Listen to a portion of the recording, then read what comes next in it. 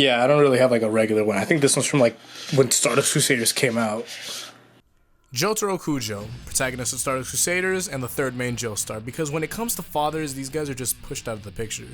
Jotaro is one of the strongest Joestars, but he doesn't fight alone. He fights with the stand of all stands, Star Platinum. Araki regards Star Platinum as the strongest stand there is in JoJo, but the further we go on, the more that statement goes down, but we don't have to worry about further parts at the moment. This is on Jotaro and Star Platinum at their strongest, but how strong is that? So in JoJo's Bizarre Adventure, there's a chart for the stats of every stand. The stats are based around power, speed, range, durability, precision, and potential. Ranks having A as the highest and E for the lowest. While there's a lot more to these charts, like how they differ for every stand or parts from the looks of it, this is just the little thing to show you where exactly Star Platinum would be. He has an A in everything except for range, which he has a C in. His range being C is due to his punches not being as effective once him and his opponent are separate from each other by a decent amount of meters. Now that we covered all the basics, let's get into his strength feats to start this all off. In Jotaro's second fight, he fights Kakyoin, stand user of Hierophant Green. With a finishing blow, he blows out the side of the skull off of the force exerted between Star Platinum's fist and Hierophant Green's head, which launches Hierophant Green. It also makes Kakyoin burst with blood somehow. So, this is also something I had noticed when Star Platinum does consecutive punches versus when he does finishing blows, but I'll be going over that later. For another feat, this one's pretty interesting. So with a ridiculous amount of speed, Star Platinum pulls its arm from the water and punches a lot of water into the exit of a huge drain that connects to a manhole. This is some ridiculous Archie Sonic type of thing because I couldn't exactly estimate how fast you would have to be to carry the water from your arm and use it in a punch. Though it isn't difficult to understand how it happened, it's the same effect of you blowing liquid out of a straw after holding it. So, with how odd this feat was, I had gone even further with it. Starting off with a manhole. A manhole covers around usually 4 feet in diameter. Star Platinum punches with the water and then it shoots out from under Rubber Soul. With how far the water had launched him, I'd probably say that the water peaked around in height around 15 feet. Since Jotaro is 6'4", and Rubber Soul is generally around the same height, then the water itself doubled their height and had a couple extra feet on them. While working with that information, I was able to estimate that Star Platinum had been able to punch 1,410 gallons into the exit. Now, there are 4 things to take away from this. 1. Star Platinum's one punch had carried water along with his whole body, so with how fast it was going, it created some sort of continuous flow of water for the blast. 2. Is this possible? Most likely, no, but through a different way than yes. I see Boyle's Law working in this somehow. You could just use some sort of pump and achieve the same effects, generally. 3. I'm going to be putting the conversions on the screen due to me not using the same units as the rest of the world right off the bat. And 4, you might think that 1,000 gallons is a lot of water and wouldn't even be possible in this case. I thought the same thing until I saw a visual interpretation of what 1,000 gallons of water looks like. Here's the same picture. I vividly remember the exact part of Wet n Wild I had gone to, and when it poured on like this, the effect is almost nothing, but when it's being forced and concentrated through a hole that's only around 4 feet wide, then it is going to be powerful.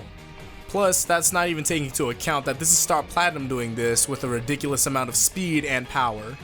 One example of power is when the Stardust Crusaders went against High Priestess. The stand was stated to have teeth harder than diamonds, but you see Star Platinum just running through these teeth like it's nothing. While diamonds are widely known as something that would be unbreakable, that's not exactly the case. So Josuke, I don't really know what to tell you, but the pressure resistance on diamonds is ridiculous, so while they aren't unbreakable, they're crazy. So diamonds can withstand all around crushing pressures above 600 gigapascals. Along with that, diamonds are the hardest minerals on Mohs scale. Converting over, diamonds withstand over 87 million psi. If these teeth are anywhere as durable as diamonds, the strength of Star Platinum is as crazy as I originally thought it was. Now, on the topic of where Star Platinum stands on the levels of strength, I'd put him around building level since he's already proved himself on that, though I'm going to say that he's probably somewhat higher than average building level. I'm basing this off of the belief that while it doesn't look like it, Star Platinum pulls his punches. I'm going to be going over that right after the speed. There are a few feats putting Star Platinum's regular speed and reaction time around supersonic. We could even go back to when we were talking about the feat in the Rubber Soul fight, where he's so fast he basically bends the physics of water to his benefit with just speed. There's also the fight against strength, where his reaction time and thought process is high when it came to his acting on using the broken glass. But I believe that this all falls in comparison to the feat of being able to keep up with Silver Chariot in the Anubis fight. Silver Chariot is a stand that easily matches up and is reasonably above the speed of light. Star Platinum also fights Silver Chariot with his shoulder open, but this feat is anime only and was just another time to bring up Starfinger again.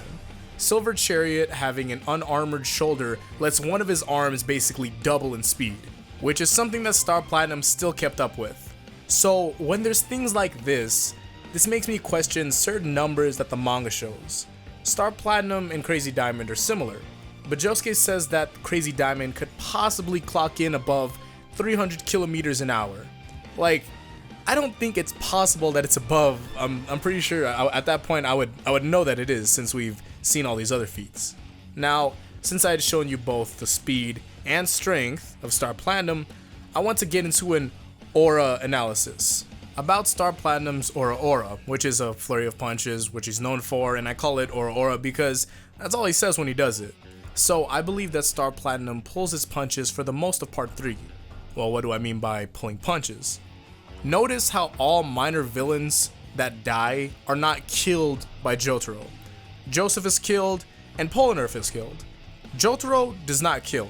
So Jotaro has had multiple times where he beat people up, but he never actually had any intention to kill a lot of them. That time that Jotaro had an intention to kill, he was constantly making one-shots that would kill any other stand user, and this was when he was fighting Dio. When he wanted to kill, he left giant holes in Dio, and he beat his head so bad that his skull was basically deconstructed. His aura has potential to one-shot kill all of those that he fought previously, but the difference is that this is annoyed Jotaro versus bloodlusted Jotaro. Another extra thought is that he extends his whole aura punches because he can. It probably makes himself feel better. He usually ends his auras in a finishing punch, but that finishing punch alone could have knocked that stand user out. He punches without sending them off first, but then he launches them with just one punch. To finish it off, how strong is his aura when bloodlusted? You know Jotaro's strongest aura? It's not when he was punching a person, but a thing.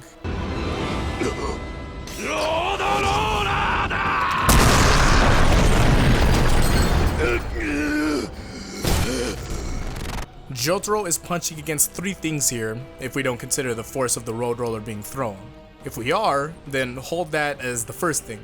There's the weight of the road roller, the punches from the world, and the punches from Dio.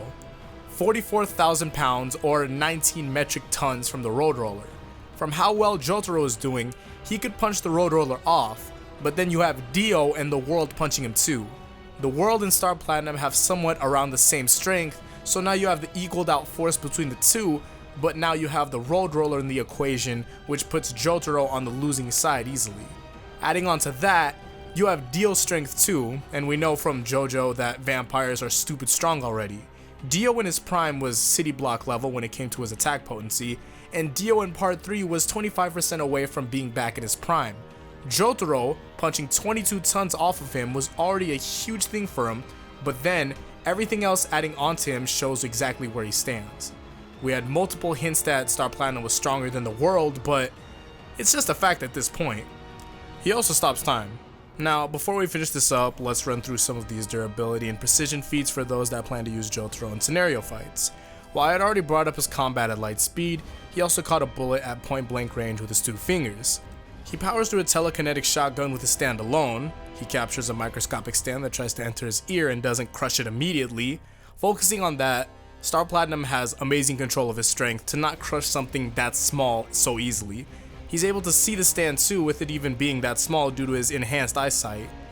And to finish it off, he gets punched off of the roof of a building and Star Platinum cushions the life out of it. Now, going over this all, the best Jotaro is when he had just came off of his fight with Dio. He has his time stop and he's still at his peak strength being at that age. Along with that, he has been using his stand constantly throughout that whole part. Now, if you guys want to see someone go up against Jotaro, put them in the comments. Make sure that you don't have him go ahead against some planet buster, because what's the chance of, like, what's even point of considering that, or even like covering that, like Speedwagon versus Jotaro? You know who's gonna win. Also, I'd like you guys to comment a character to go over next. We can also go back on previous parts if that's a majority vote. In my opinion, I want to go over Wamu or some Stardust Crusader before I finish off parts 1 through 3 with part 3, Dio, you know, with the world and all. Also, for those interested, I have a second channel now. This channel is generally circulated around games, fan-orientated things, and going over things that wouldn't generally make it into a video. So if there's questions that don't make it into a video, I'm going to be going over it there probably. So subscribe to both channels if you guys want to be notified, like the video if you enjoyed, and I'll see you guys in the next one. So until then, peace out, and Godspeed.